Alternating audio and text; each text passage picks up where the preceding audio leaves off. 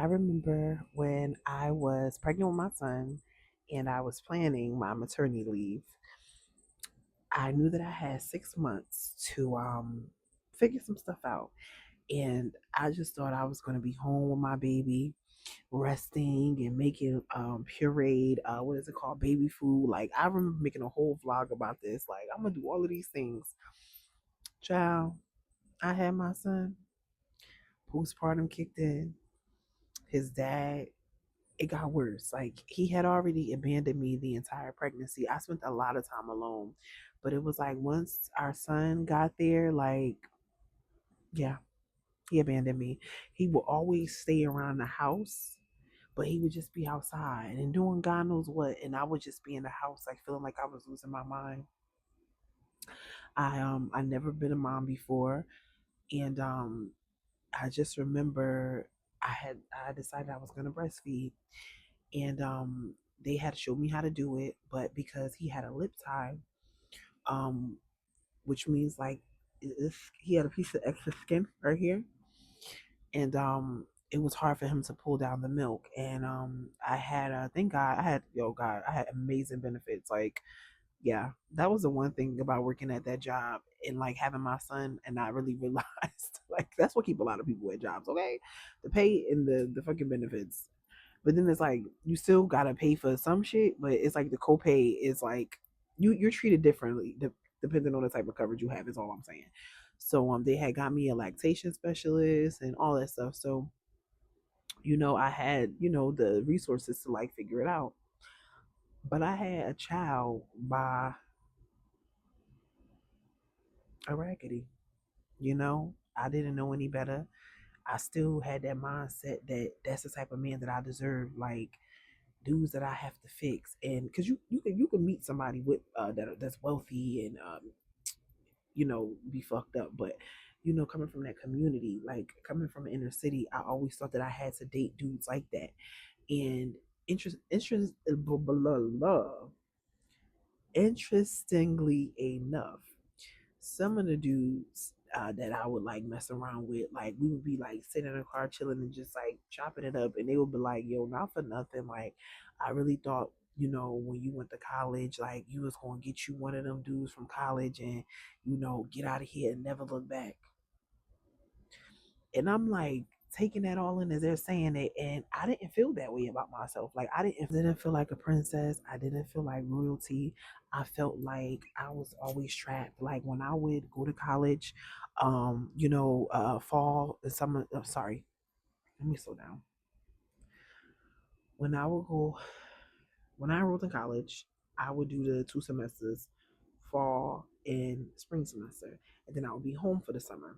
And so when I'll be home for the summer, I would pretty much like be confined to the house. Like I was old enough to like pretty much do whatever I wanted. Like I had a boyfriend for so long. There was like no rules when it came to me. Like I raised myself and I raised my mom, and I pretty much did whatever I wanted. But my mom would do things to keep me in the house. Like I would say things to her like my mom. Okay, let me say it like this: my mom manipulated me to think that her home was a safe space.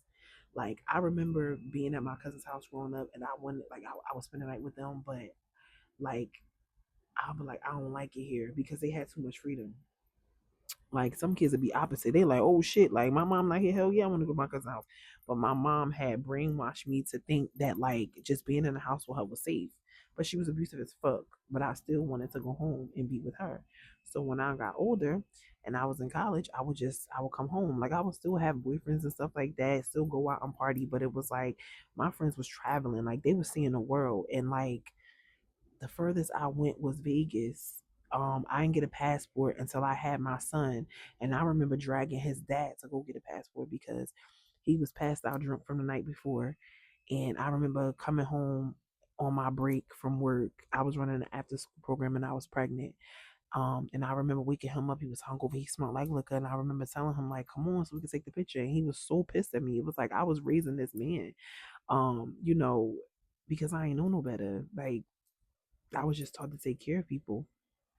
But yeah, like my mom, you know, she would like, if I say like I wanted to go study abroad, she would say things like, "Oh, you could study abroad home." Like, just, like I always felt confined to my home space.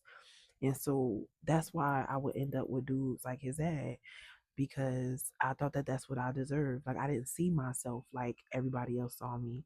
And I know that me not seeing myself in that way, that's why a lot of people was able to play in my face and get over on me. But, it makes for a good story.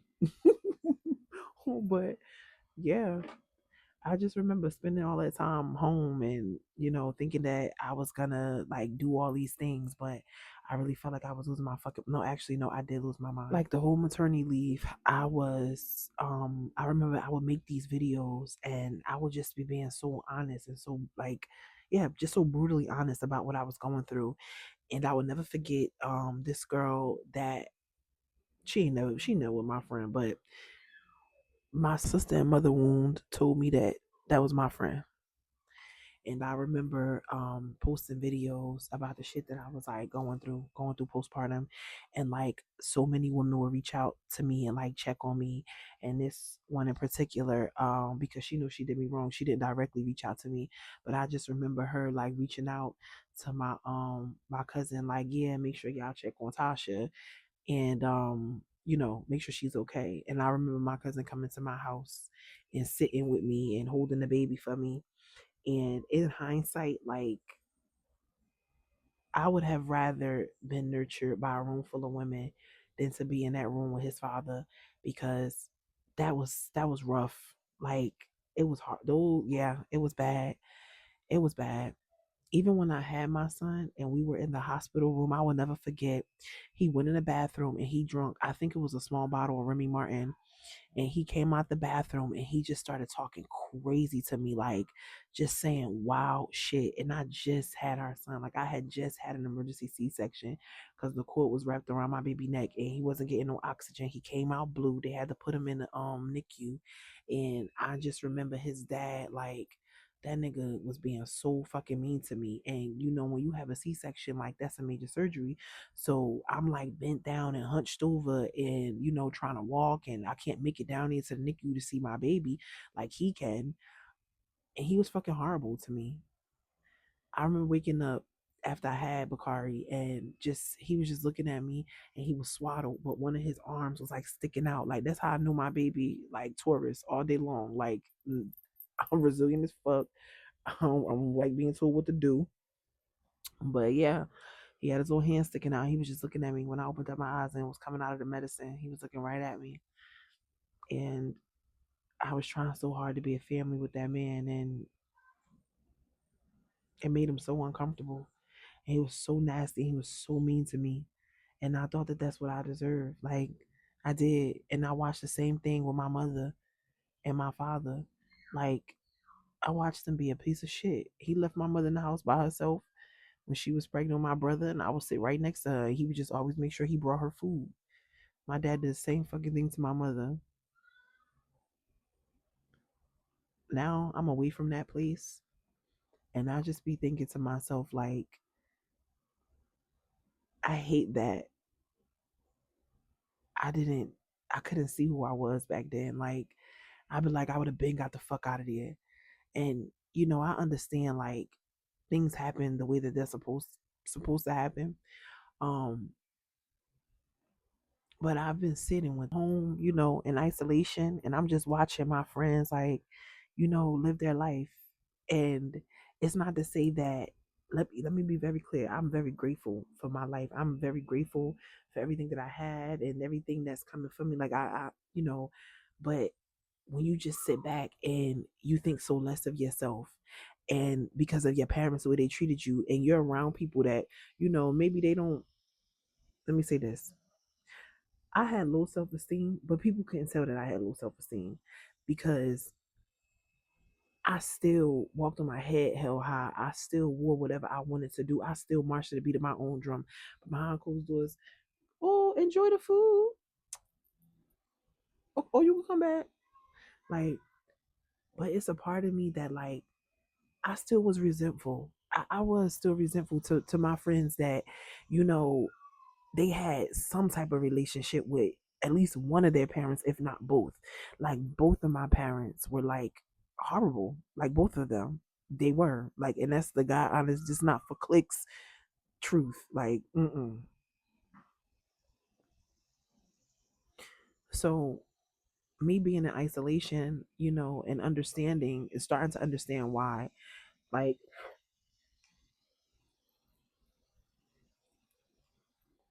it's hard for me to be still. Like I still have that mindset that I had when I first, when I went on maternity leave. You know, I'm gonna do this, I'm gonna do that. Instead of resting. And I didn't have a child by someone that understood the importance of me resting, understood the importance of being tender and gentle with me. Like he looked at that as an opportunity to kick me while I was quote unquote down. And I remember being at rock bottom and crying and like just so depressed and just my mind and like not knowing what was going on. And I remember him calling me the R word. And I remember sitting on the floor, like literally looking up the R word because he had me thinking that I was like crazy and slow. And remember, I told you in the last video, my mom always called me that. So I just remember not wanting to be here anymore and like literally sit on the floor like crying and telling him like please help me. Him screaming at me like I can't help you. Like what you want from me? Like you want to unalive yourself? Do it. And I pulled out of all of that. Then to leave, get away, have to come back and go back to the same job that was just as worse as him. Work under people that was just if not worse. And I'm being hard on myself for not doing things that I was gonna do all these things. Like I was gonna start, you know, being more consistent with my content because that was another thing. Like being creative and being scared to be creative because I wanted to be approved by my family. Like I wanted them to see me, and it was like these are the same people that made fun of you, by the way you dress. I wanted my mom to see me, and I'm like, this is the same person. She ain't even raised me. She just brought me stuff. Everybody else raised me. Like, how she gonna see me? Like, she seeing me will require her to see herself. And so since she's avoiding that feeling and since she avoiding her magic, it's in there. She feel like she have to avoid it. She ain't trying to see me. So this whole entire time I've been dealing with these deep wounds of wanting to be seen by people they can't even see themselves. And then, thinking that I'm failing, but I'm actually flowing. I'm actually, you know, putting words to what a lot of people been feeling about being at them jobs. Like even if they can't afford to like leave their job completely, but just taking time off, like somebody got to be the first one to do it. And me doing it, like it was extremely uncomfortable. I felt like a loser, but it was like all that shit that you did for your community, like all the work that you put in your community, you losing your mind because you tired. Like you're trying to your community, your job it's like a symbolism of your parents. You're trying to like give, and impress these people, and at the end of the day, they don't give a fuck. They don't give a fuck. You just feeding a machine. The more I dislike you, the more I tell you your shit ain't shit. You gonna work harder. So why would I tell you that? Like, why would I pour into you? I'm gonna keep siphoning your magic because you just gonna keep on working and working and working and working. Let me get that boom. And I'm home learning those extraordinary things, and I still feel like I'm being lazy. Like it's lazy of me to tend to my garden. Like fuck, this my God given right.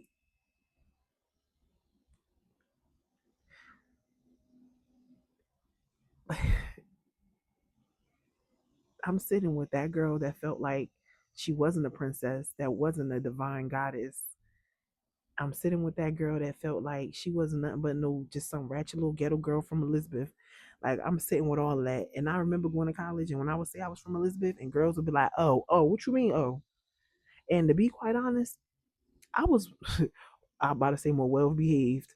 I was raised that when you walk out the house, you represent me. And so I had some decorum when I walked out the house. And that shit used to kill him every time. Like, oh, you from Elizabeth N and is and was getting the good grades. Still had to go home and help my mother with my brother. Cause again, ain't no man in the house. Go home on the weekends to help my mother and my brother. And meanwhile, I'm just watching my friends. Like, they get to live their life. Like, and again, it's not saying that they ain't had shit going on with their parents and stuff like that, but it wasn't compared to, I know it wasn't. Like, they got to, I remember one time I went to Ruckus Fest and my friends dropped me off and they wanted to come back to my house. And one, no, not come back to my house. They dropped me off and one of my frat brothers had to use the bathroom. Couldn't come to my house. It was infested with roaches because the people downstairs. And they ain't no joke. People be dirty. But like, nah, because people downstairs. Nah, I'm not dirty. My mom not dirty. We very clean. But because the landlord abandoned the property, now it's roaches. And that was another thing. Never feeling safe in my own home because I didn't even realize how much we moved. Like, we didn't move around a whole bunch, but we moved around enough for me to be like, wait a minute. You know how some people grew up in their house and they stay there? Like, no, like, bounce a few times. Then there was times I had to go live with my creepy ass dad. Like, and then when I was at home, my mom was mean to me. So I never felt safe in the home. So now I'm in my own home and it feels weird because most of the time I was working. So it's like you go to work, right? You come home, you feed your kids. If you have children, homework done, everybody wash their ass, you eat, you go to bed. You don't really get time to enjoy it. You're paying to stay somewhere that you don't get to enjoy. And now I'm home and I'm like, yo, like, this is my shit. Like, I've been buying stuff to make my home a home, but I never really got to enjoy it. I was scared to be in my own home. I didn't feel safe in my own home. And like, I'm sitting with that energy and like, I want to run, but I want to return to my body. This is my shit. This is my land. You ever just put your feet on the ground?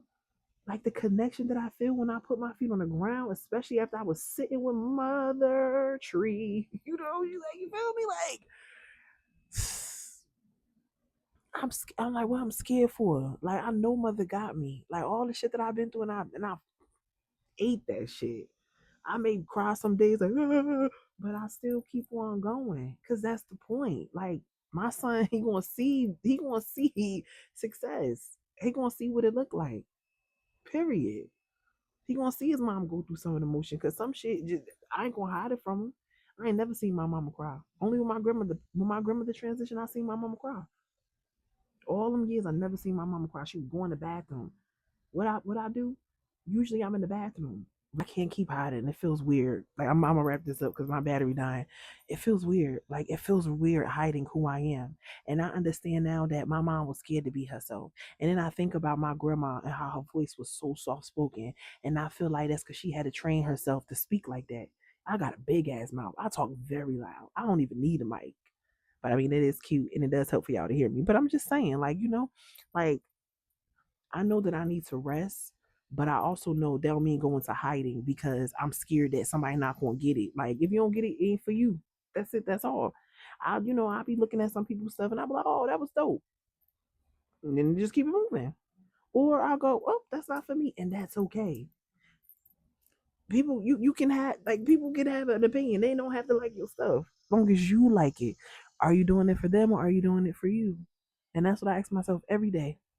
Like, me doing this video right now, this shit was honest as hell. I always got in trouble for being honest. 11:55. It's 11:55 as I'm saying this. It's time for change. Like, it feels weird not being myself. Like, hell no. Hell no. I know I'm being called to rest, but it ain't rest and go to sleep. It's rest because we got shit to do. It's rest and still show up. Because people love you and they want to see you helping people. I come across so many people now. I'm on the right side of the spiritual algorithm. I come across a lot of people that I may have been like feeling like all these emotions and couldn't put a name to it. I watched that video and it's like, huh, okay. Or I could have came across a video. The video, I remember this girl. I just watched the video earlier on TikTok. This girl was talking about how she have a conversation with herself to regulate her nervous system. Like, you're safe. Nobody's gonna hurt you. I sat on the toilet at like 4 o'clock in the morning and was watching that. And I'm like, period, because that's what I be doing. So, for anybody that that you got something to say, like, go for it. There's ways to, if you don't want to get in front of the camera, that's fine. But if you have art that you want to show, man, show your art. Like, show your art. That's how you heal those shadows, like those parts of yourself where people made fun of you when you went into hiding. Look at it like this: what are they doing? You know what I'm saying? Like, fuck them. Live your life. Do you. But also rest when you call to. Thank you guys for watching my TED Talk. I love y'all. Peace.